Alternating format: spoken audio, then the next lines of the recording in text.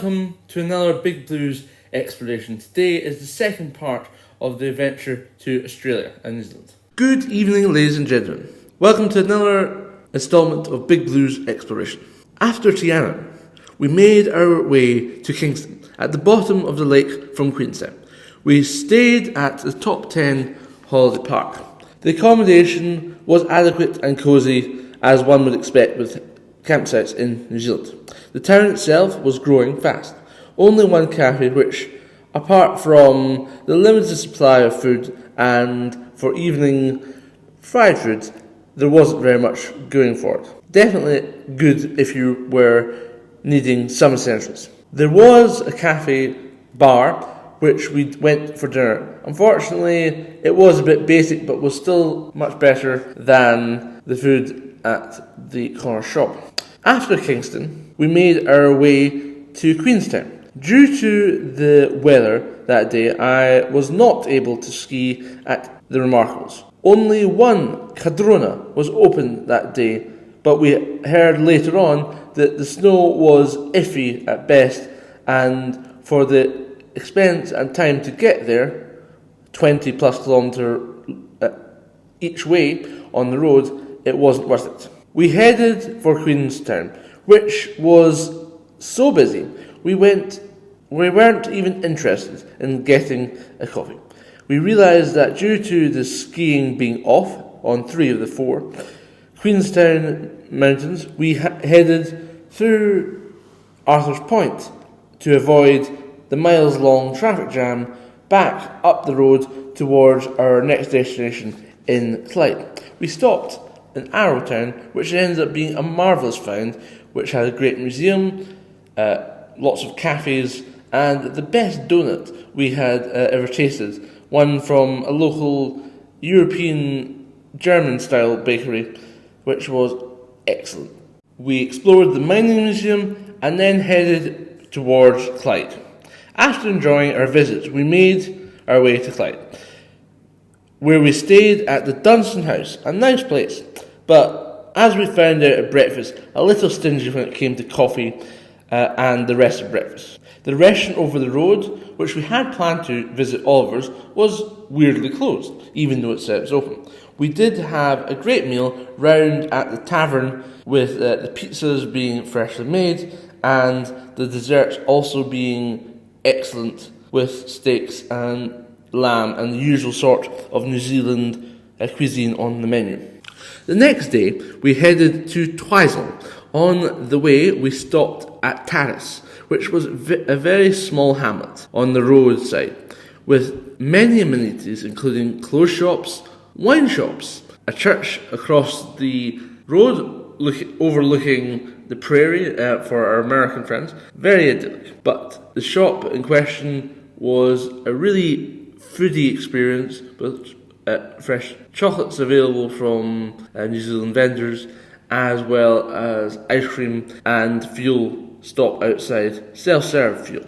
And the cafe next to it was also excellent, with a wide range of food, baking and coffees, which were also of very high quality, as one would expect with a road trip around New Zealand. Food and coffee, even in the dingiest sounding or seeming places, always seems to be quite good. The vista around our campsite that night overlooked the lake, where salmon was a big thing in cages, which is surprising, being from Scotland and with all our issues with inland salmon farming, why the New Zealanders seem to be so interested in doing something which can be so difficult to master. This was the best dessert of the week at Poppy's Cafe, about 6.5 mile round trip walk from the campsite. The veal was pretty good, but as the dice went, it was a reasonably small portion. But overall, the food was excellent and would highly recommend anything on the menu, especially the sticky date pudding with Kapiti ice cream. After a good sleep, we headed for Fairlie stop. On the way, we stopped at Lake Tekapo, where we had coffee and our constitutional cheese scone. They know how to make scones in New Zealand. This was one of the best. Afterwards, we headed to look around the Good Shepherd Church on what would be the second most picturesque and astounding scene that a church has anywhere in the world that I've been.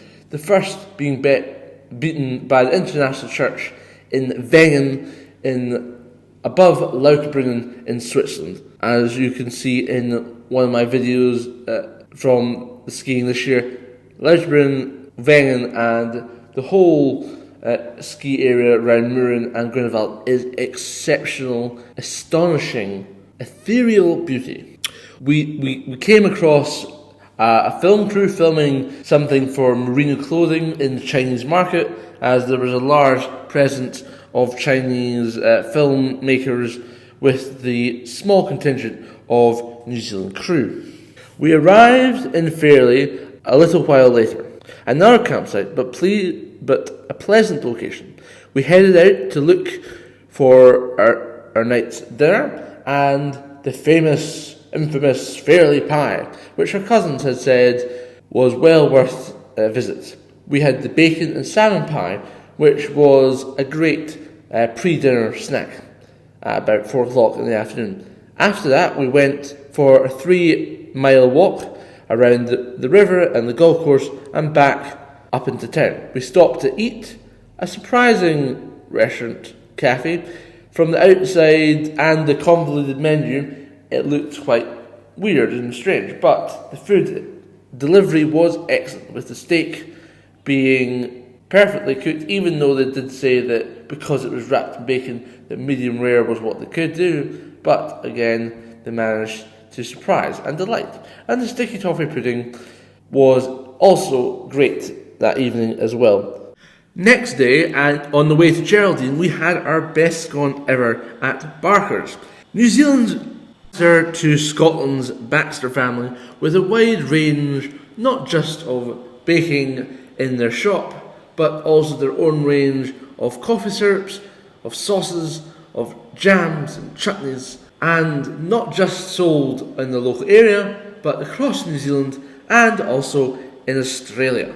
We then visited the artisan cheese shop, and I had some ice cream, which was kapiti, so excellent as one would expect. And then we went over to the village museum, with a whole section devoted to the Barkers and to life in Geraldine and how it has grown up over the past 150 years or so. Well worth a stop when you're going from Queenstown back to Christchurch. We then headed to stay at Waikoni Homestead, which was run by Mary, a wonderful host and a beautiful setting far out in the reaches of the farming country next to the biggest deer herd in New Zealand. Every year, the deer's horns get cut off and sent to China. So they get 4 or 5 years of growth of horns before they take them for the slaughter and for their meat. As we know, venison is very tasty if you haven't had it already. Mary cooked us a wonderful meal that night with lemon chicken, pumpkin soup, and a lemon cake with tip-top French vanilla ice cream, which tip-top, if anyone's been to New Zealand and from New Zealand, is one, if not the best, low-budget ice creams anywhere in the world. It's as good as Kapiti or much more expensive luxury brands like Movenpick or brands that you've seen like Ben & Jerry's. It is really that great. On our final day, we made our way after breakfast to Christchurch, having a stop along the way to get, again, a nice coffee and a break from the 100 or so mile drive just at Melvin, just below Mount Hutt.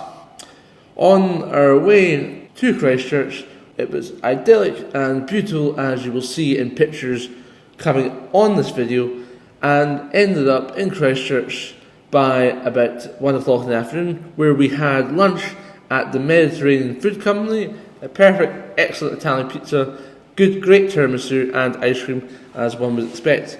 And finally, after that, we had a little walk around downtown, seeing the cathedral in its restoration phase, and seeing how limited progress has been made in Christchurch over the past 15 years, with the Sheraton Hotel still only in the pre-stages of redevelopment after 14 years of battling it with the insurance company. And now we're staying in the Tasman Holiday Park near the airport, which does have a pool, which I have made great use of for the past several hours. And tomorrow we are leaving for Auckland. Please stay tuned for another Big Blues exploration from Auckland to Sydney, with our hotel review of the Pullman in Auckland and more reviews to come in the coming weeks. Thank you very much.